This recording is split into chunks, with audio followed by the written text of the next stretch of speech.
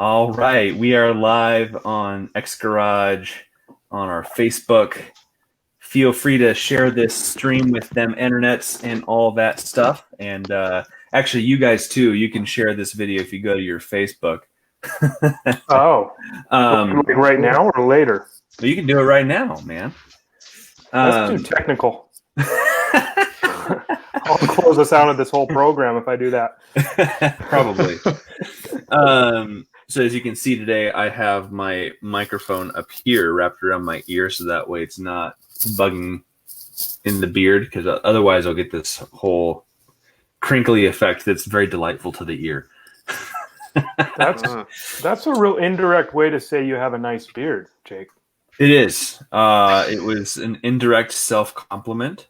It's okay. You can glory in the truth in a humble manner. Why humble though? I mean, let's just go all out. Well, there's always work for growth. Fair enough. Hey, we got a one viewer. Hey, thank you, viewer, for jumping on and saying hi. Well, you can say hi if you'd like. I would like it if you say hi. It'd be nice for all even. We love you very much. See, I thought oh yeah, you're talking to the viewer right now. I am talking to the viewer, okay. The single viewer. Please do. It got kind of awkward there for a second. So I'm sorry, dear viewer. Please don't leave the live stream. Hey, it's Turner. Oh, it will grow to its predestined length. Turner, we should have him as a fourth person in this little stream here. There you go. Yeah. And why didn't you guys put your last name first and first name last like I did? I don't have a last name. My last name is the Snake. Yeah, the Snake Jake. Henry O. Anyway, it should have been Henry O. It's true. Right on. Cool. My first name's O. Yeah. Awesome. Hey, we got to 2 viewers now. That's awesome. Oh, good. So what I'm going to do? Trouble. What I'm going to do is I'm going to go over to a blog I found of just a bunch of random religions. I'm going to read the description. They're about a paragraph long. I'll try to make it short. And then I just kind of want to react to our initial reactions to the weird groups that are out there. So this is a blog from the Thrillist.com. The Thrillist? I've never heard of this before. From a theme park? Yeah. Cool. Okay. So cult number 1 is the, I'm going to say this wrong, Asterius Society. Have you guys heard of that one before? The what? Asterius Society. No. Is it like I like beautiful things? Society? I don't think so. Okay, I'm going to read the description. Okay. Founded in the mid-1950s by a former British taxi driver, Asterius is a New Age religion whose belief systems are built around the idea that a series of cosmic masters, mostly from Venus and Saturn, control the fate of humanity. Additionally, they have a focus heavily on prayer and spiritual charging. Sounds familiar. The Earth, spiritual charging the Earth to make way for the next master, a messianic figure who will descend to the Earth in a flying saucer armed with magic more powerful than the combined materialistic might of all the armies. So it's really an eschatological taxi driver philosophy. Yep. Yeah, exactly. It's I think that's a perfect way to say it. I bet you his taxi driver eschatology. I wonder if he's still a taxi driver and you have to pay to sit through his, you pay extra to sit through his courses of, going 3 blocks with him and talking. Yeah, about no kidding. Maybe his whole following is just full of taxi drivers. Ooh.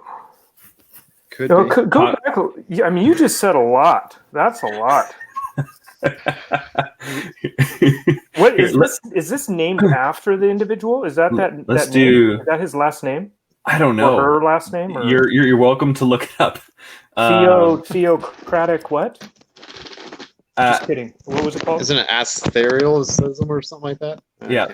Here, I'm gonna go. Here. Watch your language, sir. Asterius Society. Oh, okay. What was it? Asterius? Asterius. You see it there? It should be on the screen. Yeah, I can see it there. Wow. Magic powers. Nice. I like it. All right. Should we go into the next one, or are you guys going to look it up? Oh, hold How on, about hold on. Heath, you look it up. I'm going to go into the next one. I can't even spell it. Where'd you write it at? Okay. It's right here. Like, oh, wow. Okay. Taxi Also, it's like driver. ether. Etherus. Etherus? Yeah. It's got ether in there. Here, let's look what happens. We don't normally do our research on the fly. Oh my gosh, they have a website. I guess that makes sense. I mean, I guess it could have just been like, hey, this is nothing religion. But That is amazing. I want to learn more about this society. Huh. Oh, wait. Oh, okay. It's over here. Okay, next one. I love the name of this one. Ho Hana Sanponyo. Excuse me? Ho Hana Sanpagyo. Sampagyo. This modern Japanese sect is often referred to as the foot reading cult, based on the claim that its founder, who also claimed to be the reincarnation of both Jesus and Buddha, could diagnose followers' problems by simply examining their feet, and they would die if they weren't examined appropriately. Okay. According to this, to his methods, traits like short toes indicated a short temper, and fat toes meant your life would be filled with good fortune. However, the whole ruse unraveled when followers fought back against the steep $900 fee he charged for each inspection. Yeah. I was just, that whole time you were talking, I was just trying to type the name in. And I don't know. Honohana Sanpagyo. Sempagyo. Oh no is all I have to say about this one. Oh no. Yeah, I was actually trying to look at my feet while foot reading cult? Saying that. Yeah, man. Jesus apparently got into foot reading after he reincarnated. Short it was, temper. Wow. And he was Buddha as well. You know what I think is syncretism's kind of easy. You know why? Because you as a subject can just take whatever you want from each religion and blend it together and make your own. That's great. Yeah. Okay, next one. Chen Tao, otherwise known as the True Way cult. Chen Tao was formed by a former professor who is clearly insane. His beliefs included that the universe is 4.5 trillion years old. Our solar system was created by a nuclear war. All right. We each have 3 souls, and that humanity has been rescued on 5 different occasions by God descending in a flying saucer. Wow, a flying saucer again. However, the 160-member group essentially disbanded after a failed prophecy in 1998. Wouldn't it be true that all fake religions would disband after failed prophecies?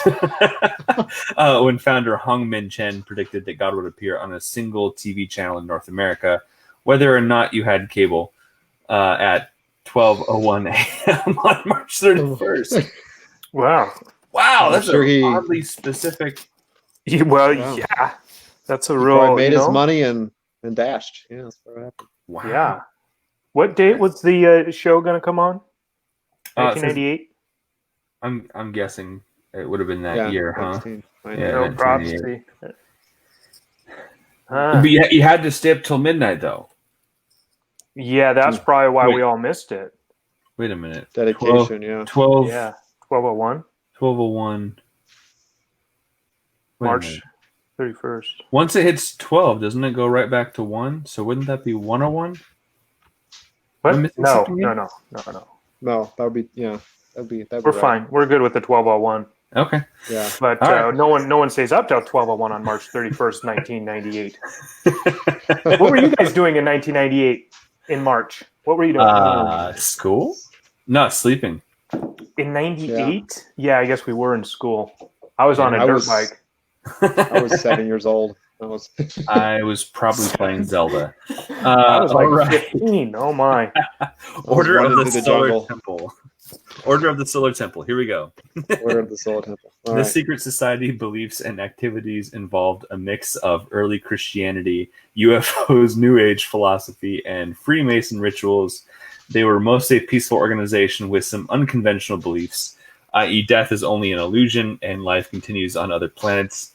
until the infinite son of one of its members was sacrificed in one of the group's lodges because he was believed to be the Antichrist. Wow. Shortly after, a number of people in the inner circle committed mass suicide, and the others were found mysteriously shot or smothered to death, all dressed in ceremonial robes. That is depressing. Is that from a video game? I mean, no. It sounds a lot be. like some video games I've played over the years. It does. That was rough. Just craziness, people getting cheated down on. I don't know. I couldn't even keep up with what you were reading. I'm actually going through all these that quickly. I Fair enough. I feel nauseous. Well, maybe we won't go through all 10 then. Probably. No, I'm just joking. Oh, there's more. Good. Yep. Good. There are more. Yeah. Oh my gosh. That is insane. Wow. Okay. I'm gonna go back to screen share. I think it works better if I do that and then that. Trying to avoid it so it doesn't do that whole matrix thing. Where you see my screen and my screen and my screen and my screen. Oh, that's cool. Yeah, that's cool. Yeah. There we You go. should just do that. That'd be cool. Cool. Oh, there it is. Yeah, UFOs, New Age philosophy, Freemason. Yeah, man, that's total video game material. If they haven't done it yet, they should. Ooh, yeah. Okay. Yeah. Freedomites. I have a feeling this is going to be good. Oh man. All right. Originally formed in Saskatchewan in 1902, after fracturing of different religious groups who had fled Russia to escape persecution, the Freedomites insist on three different things: communal living, nudity, and anarchy. Oh, Russians. It's too warm in Canada for them, I guess. What were the three things? Communal living, nudity, and anarchy. Wow.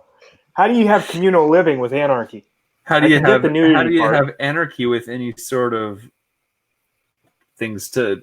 I guess their communal life is anarchy, man. That would be a wild community. Oh, wow. Yeah, I mean, one day you have some structure, but that's part of the anarchy. The next day it just totally flips. And Wow. I don't know. That's a fascinating thing. I wonder if they would have gotten along with what's his face? Green? No.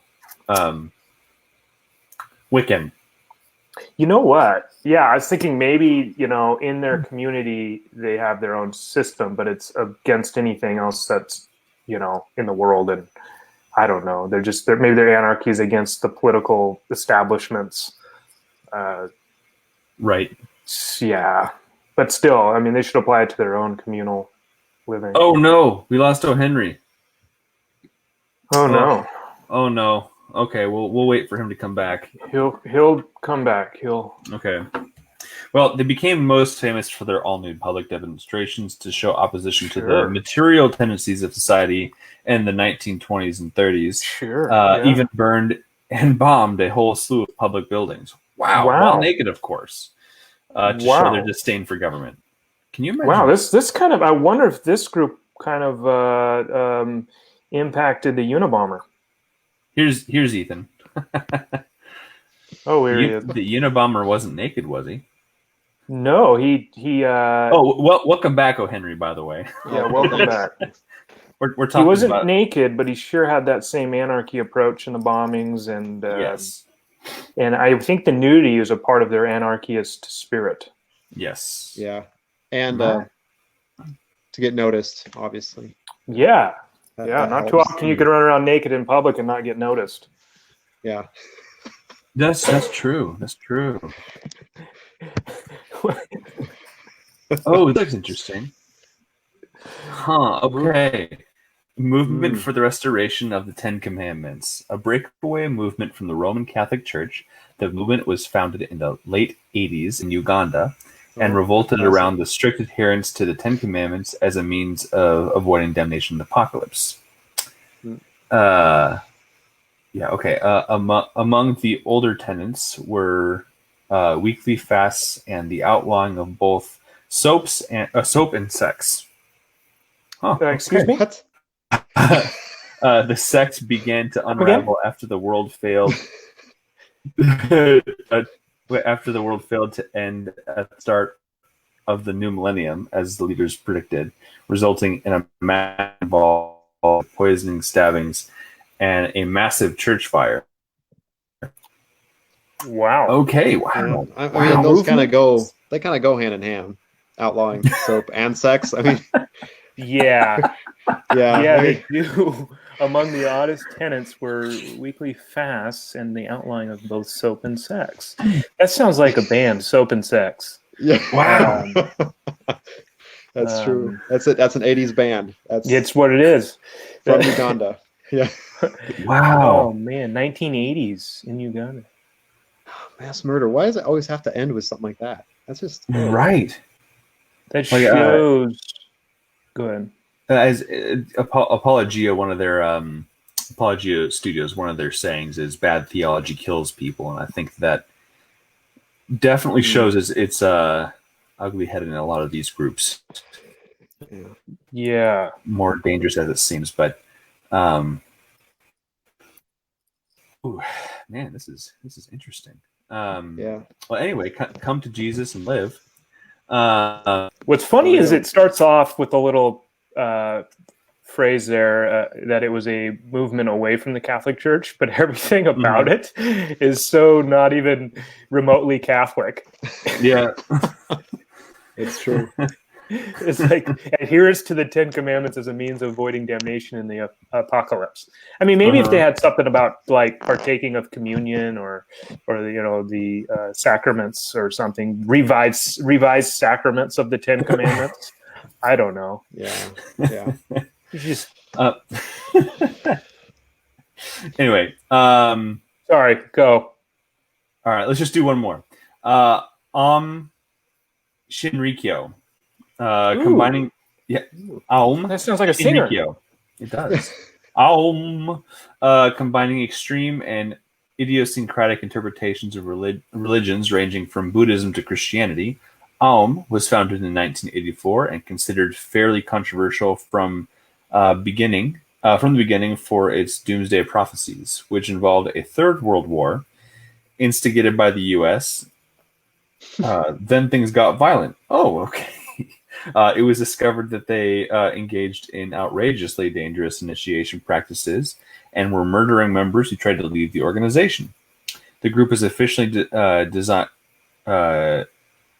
designated as a terror group after they were found responsible for coordinating a sarin gas attack on 5 trains in the Tokyo substation that killed 13 and affected more than 1,000 other communities in 1995. Whoa! Commuters. Wow. I do think I've heard of this one before. That is insane. Okay, let's put that away. Whoa. Let me come back. That's beautiful. That's like that the is Northern beautiful. Lights. Yeah. I'm not sure where it's pulling that from. Anyway, that was a fun little live stream. Thank you all for hanging out with us for a moment. We're learning how to do our X Garage podcast from using other means, and so we're having a grand old time doing it, aren't we, fellas? Oh yeah. Yes. Yeah. So did we just lay out a bunch of world religions and then just leave it at that? We could probably suffer to talk about them a little bit more. I mean, if you guys want to go to a 25-minute mark, where are we at? We're at 2019. Yeah. I mean, yeah. What, Jake? After you kind of went through and got your list of 10, which one did you find most fascinating, or maybe the one that you thought for some reason just kind of hit you, like what is going on here? Or I'm fascinated with the ones that involve UFO. Like, it just seems bizarre to me that there were some newer religious movements, and even today there are some religious tendencies of those to make aliens, UFO sightings kind of a part of their belief system. Yeah. I don't know why I find that fascinating, but it does seem. Let me ask a follow-up question. Yeah, Do you like sci-fi movies and books? Oh, I do. Yeah, so that's probably yeah. You kind of have a bent in that yourself. You better not go out and start a religion, Jake. That's true. Yeah. It'll definitely have UFOs in it. Most likely, yeah. No, it won't. You wouldn't do that. It's just fascinating. I've never been a fan of sci-fi unless it has a really good storyline to it and it's kind of a redeeming storyline. Mm-hmm. Never been into it. I'm more like, I like those movies that are historical, or if there is a little bit of that, it just kind of is still presented in a lot of realism in it. Mm-hmm. But that's why when I hear these religions speak to UFOs, it's just completely, I don't even have a category for that. I'm just, what did you just decide? Let's throw some UFOs in there. That'll spice things up. That'll get some people's attention. I don't know. What would you guys see? How do they make these correlations? Do they just, maybe they were looking at some of the Area 51 stuff and bought into it more in detail? And maybe they're looking for commonality, I think. Yeah. If there's so many sightings of UFOs, they're like, oh, we could cater to that crowd. Yeah. Kind of like Ron Hubbard, where he's like, the way to make money this day and age is to create a religion, If you're going to do it, you might as well do it well. Throw Bigfoot in there. Yeah. Turner says they're for the conspiracy types. That's well said. A good point. Yeah. Yep. Yeah, no, I just, when I read stuff like this, I mean, every religion or philosophy or worldview that we've looked at, it baffles me how, if you remove Christ as the center, remove biblical standards as your principium, your starting point, how far off the rails you're able to go, and how self-damaging you're able, or damaging you're able to be outside, living outside the Christian worldview. Yeah, totally. There's no, you have at the point that you lose a fixed objective standard outside of yourself, you literally, there's nothing that tethers you. But you can create any logical system. Doesn't mean it's valid or sound, but you can create something that appears and has an appearance of unity and coherence. And if that's all you're looking at, people can buy into it. If they're not asking those other questions that would bring in other variables, and namely, on what basis did you come to these conclusions? I think that is really the fundamental question for every world religion, is asking, who's the founder? What was their life like? And that's the power of the Christian faith, is the founder is Jesus Christ. And what his life was like was perfect, revealing, so it's just, I think that's fascinating, is why some of these religions they can kind of seem all over the place, because they really are coming from an individual that has, just working from their own thought life. Did you know that there are new religious movements involving AI? In that, like, some will take it as in, we are building a god for ourselves anyway, why don't we start worshiping it? Or there have been some Buddhist rituals that have been basically done by a robotic priest or priestess. Wow. Totally crazy. I heard that's the ultimate goal of Google, is that Google is ultimately, I wouldn't be surprised. They're trying to create like an omniscient, all-knowing God, basically, which is kind of creepy. I'm kind of a conspiracy theorist myself to a degree, so I'd buy into that. and it goes back. I think it goes back to conscience. That our consciences suppress that truth, that God is that all-knowing, all-sufficient, just perfect being in whom we're related to, but we suppress that to such an extent that we're creating these idols, these gods in our own image, rather than God creating us in His image. We're just making up things that reflect. Yeah, we are. There's no way of escaping the nature and character of God when we try to erect gods. So we have them.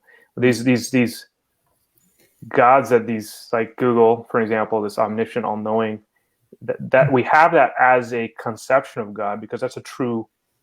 That's a reality of God. Mm-hmm. And so but then it's us making it rather than us submitting to the God who is omniscient, etc.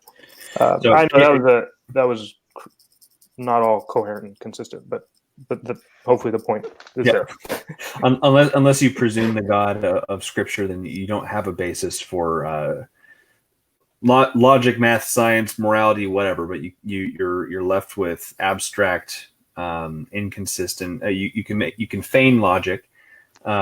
It's kind of what, to your point, what groups do. Yeah. It's like no matter what, they end up having to borrow from the God of Scripture, even when you speak to God. So Kayla Lyons left us a good comment. She says, "I'm late because I couldn't type fast enough." But one of the biggest questions out there is if we're alone in the universe, a whole religion who claims to have proof of UFOs or aliens also then creates intrigue, more followers, and also a sense of community, like that of flat Earth movement, like the flat Earth movement has become. Yeah, I think that's great. Like you can find anything because like no matter what you're doing when you're creating religion, you're creating a kind of community, and so whatever you're able to kind of shape that around. I mean, flat earthers, like they're buds for life in a sense. Like they'll go through thick and thin together because they have that common core. Well, like I have no idea why flat Earth is such a thing to rally around, but as long as you have something to rally around, you're able to kind of create this community. But it's based on something that isn't true to what reality is. We live in God's world. Right, and that too. So it has that aspect of the truth to it that we're not alone. There is something more, but it's finding that in something other than the God who has revealed Himself in Christ. Yeah, Turner added that people will always be looking for a transcendent reason and purpose, even to the point of creating stupid things on that list. Yeah, I think that's exactly wonderful. That's very true. Yeah, it's been shown that people live longer if you can identify what your purpose is. And so I think that there is this natural tendency that's deeper than just people wanting to have a purpose. It's actually built into the fabric of our being. So when you give yourself some kind of purpose, albeit even if it is a false one, I like the analogy. If you were in a ship and you're in New York, but you wanted to go to England, well, even a couple degrees off, if you had to travel in a straight line, you could end up, all the way in Africa, given, even just being off by a little bit, but looks like a little bit to us. Yes. Yeah. That. Yep. Thanks for jumping in, Steve. I concur. Yep. Any last thoughts you want to add, Ethan, before we go on to the videos we're making today? Yeah, I guess my thing would be like, so when does a community become an official religion? Or are there just so many religions that we partake in, or idol worship that we partake in on our day-to-day life that just seems so normal to us? It's so strange. Like we think of these ideas of idol worship or creating a god or something like that as sort of this strange, like primitive thing, when in a way it's something that still happens in our world today on a day-to-day basis all the time. Yeah. Cool. Well, hey guys, we got some exciting stuff coming for you. We're like I said, we're still figuring out how to do our show online and not with each other. But we got some fun stuff we're working on, and I'm excited. So stay tuned, and we'll be around. Thanks for joining us. For those who joined, in Turner, your insights were just impeccable. Yep. Thank you. Absolutely. Thanks, everyone. Appreciate it. Happy Easter. Yeah. Yeah. Happy Easter.